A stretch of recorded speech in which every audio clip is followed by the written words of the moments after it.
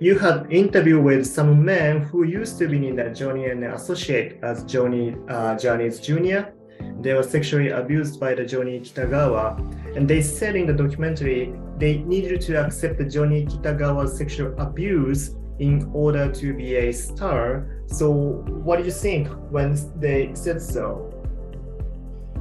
So I've made many programs about the sex industry, but also sexual abuse, and also this idea of power dynamics. And I think what I witnessed whilst I was in Japan and whilst I was speaking to the survivors of abuse was a clear abuse of a powerful role.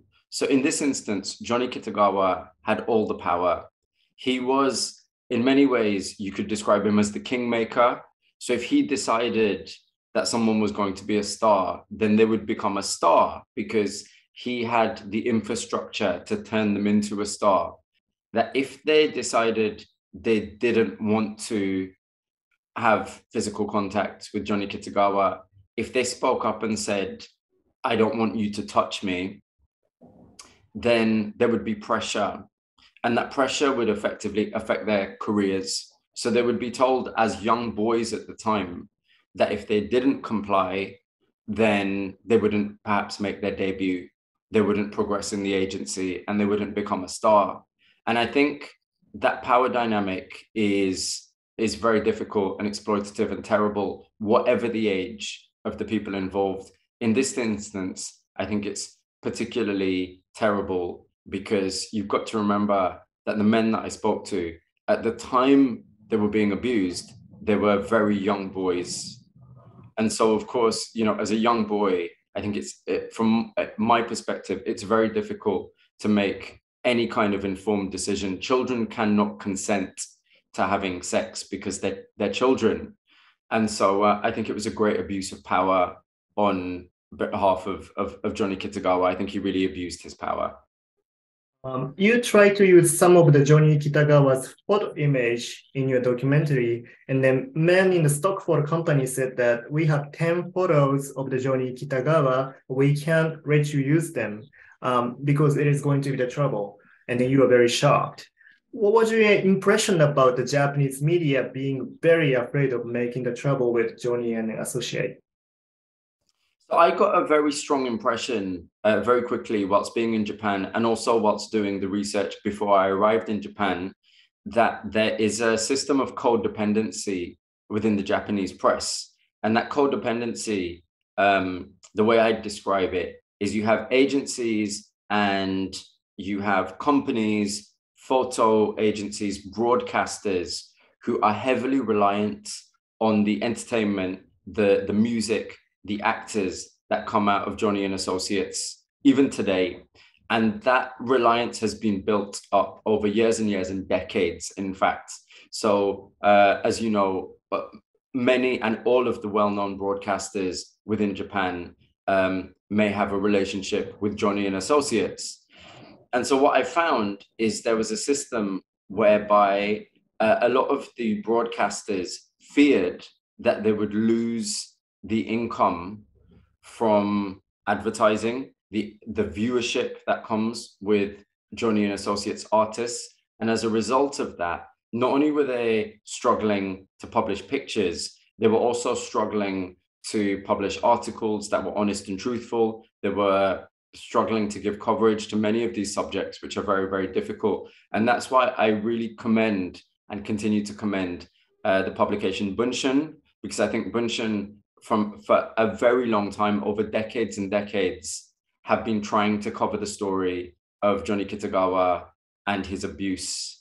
And so it feels, I know Bunshin in terms of the culture of Japan, but I think the journalists at Bunshin did a really excellent job, and they kept going for many, many years, even when the rest of the press and the broadcast media and society had turned their back on this subject matter.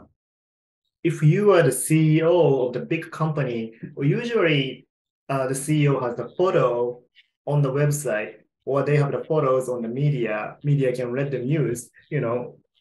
But his case, right, he wants everything secret.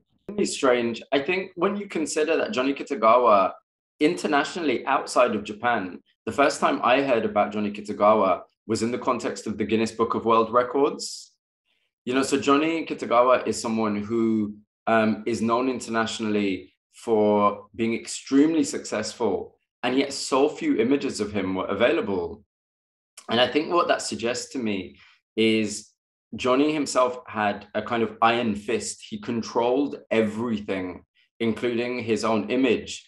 I think the level of control that he had is astounding, because even if you think of stars like Michael Jackson, perhaps, there were so many images of him he couldn't control. Even the British royal family and Princess Diana, she couldn't control the press. And yet Johnny Kitagawa seems to have had this control, primarily because I think if you published images of him and if you wrote stories about him, he would withdraw his supports. And many people told me this. So you would, if you annoy the agency, if you annoy Johnny and Associates, they will stop cooperating with you. And I think many broadcasters, many publications just didn't want to deal with the backlash that would cause, and the reduction in readership and the reduction in viewership. So it felt to me that he controlled his image with an iron fist. He had absolute control over that. And I think that's very problematic. Johnny Kitagawa sexually abused 13 years old, 14 years old boy, and many kids thought they couldn't avoid it. And even though some of their parents, they knew it, what's happening in the Johnny and the Associate. What do you think about like those like boys who hope to be a star with accepting sexual abuse? And what do you think about the Japanese entertainment industry? They team up to keep everything secret. So I think one of the most shocking things that I found whilst I was in Japan was when I met a young man who's in the film, and his name is Ren. So if you remember Ren works now in a host club in Osaka, and Ren was completely lovely. I really enjoyed meeting him. He's a lovely person. I spent quite a bit of time with him before and after the filming as well. And Megumi Inman, who is the director of the film, had spent many, many weeks speaking to him over the phone before we filmed and after we filmed as well. He described to me in the film how he had not himself experienced abuse. He'd heard about it. He himself, as a young man, as a young boy, had been involved in Johnny and Associates, and he'd met Johnny Kitagawa many times. And he described when we sat down, he said that if today he had a choice, it was put in front of him, and he was offered the opportunity to become a star by having sex with Johnny Kitagawa, he would do it.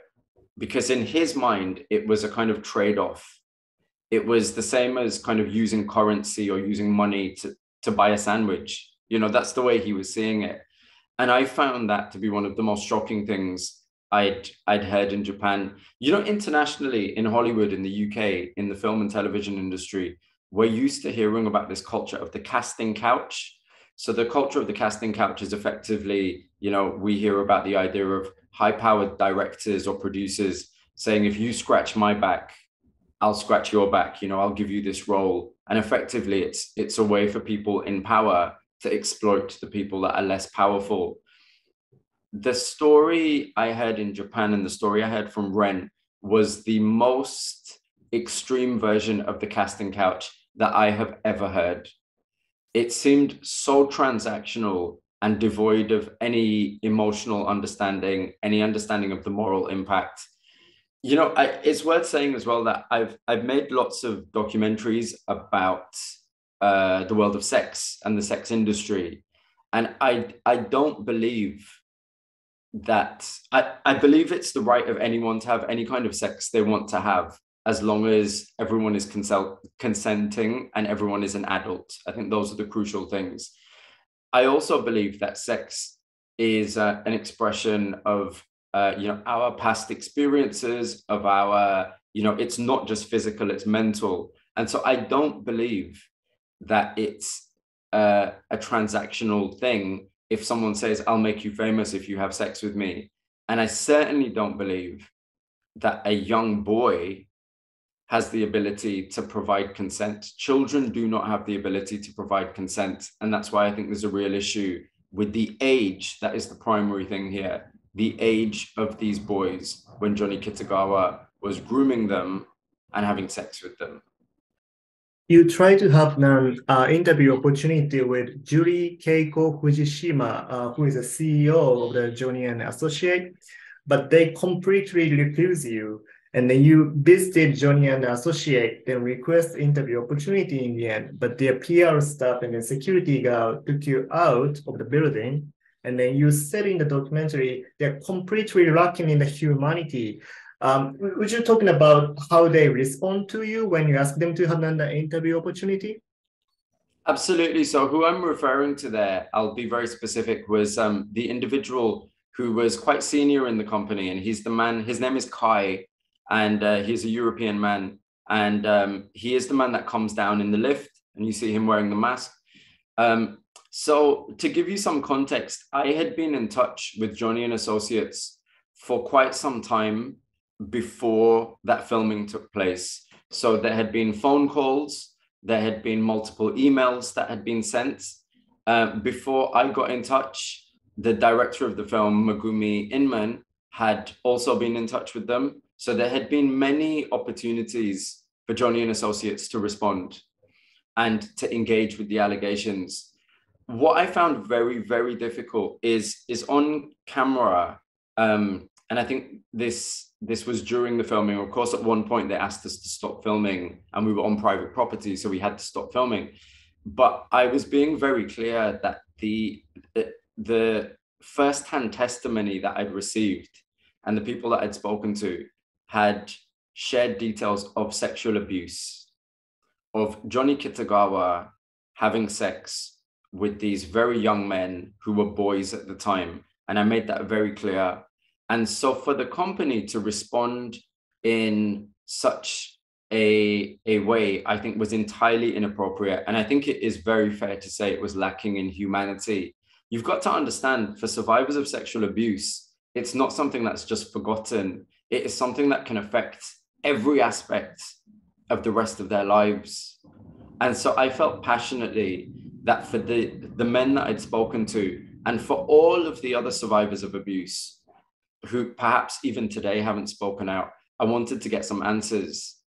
You've also got to understand, when you walk into that office, and you know, anyone that's spent time at the company or anyone that's ever been to that building will know there is a huge kind of mosaic image of Johnny Kitagawa in the reception.